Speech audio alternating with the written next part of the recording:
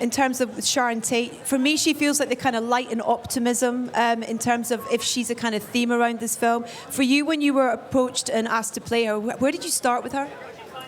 It was very clear in the way that Quentin had written her that she really was more of a presence throughout the film and very much to bring, like you said, that hope, that optimism, the light, kind of show the wonderful parts of Hollywood in 1969. And for you, sir, I think that one thing that people forget about Mr. Tarantino is he's an extraordinary director, but he's also an exceptional writer. And I wanted to ask what your response was when you first read the script and what it was that tipped you over to say yes to play Cliff. Well, first of all, when Tarantino calls, everyone says yes, no question. Okay. But on the immediate read, it's pretty. It's so specific, his writing. It's pretty evident what the shape, the flavor, the tone of the thing. Yeah. So it's automatic. He makes it really easy for us.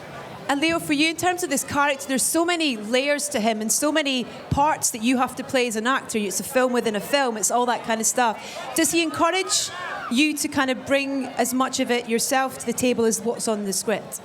I would say a combination of both. The amazing thing about getting to work with Quentin is all the reference that he gives you, not only from history, from his own imagination, but actually getting to watch films. I mean, it's truly an educational process.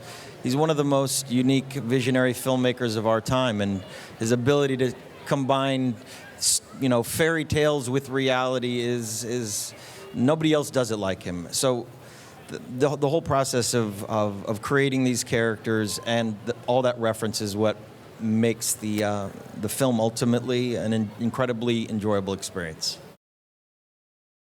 How would you describe being on set of a Quentin Tarantino film? Because I've spoken to producers, some of your other castmates here as well tonight, and it feels like such a kind of family environment in terms of it's all teamwork. Is that how you would describe it? It is. I mean, so many of the crew members that you work with on the set have worked with Quentin since, Marty's worked with him since Reservoir Dogs. So, I mean, there really is a community and family feel there, and they all have in-jokes. And then anyone welcomed to that family for the first time is immediately, feels a part of it. It's fun, and he always plays music. And on set? Yeah. So it was just a lot of fun. Yeah. Does anyone else get to pick the music, or is it just Quentin that gets to choose the music? There's no need to step in. He's pretty good at it. Yeah, he can pick a tune. What was your reaction when you saw the film finished for the first time? Pleased as punch. Tarantino always brings something fresh and something new and very unique. And what I most love about this one that I didn't understand during shooting, it really feels like a confluence of all his work. There's a little bit of all his previous work in this, and it's threaded really beautifully. Yeah.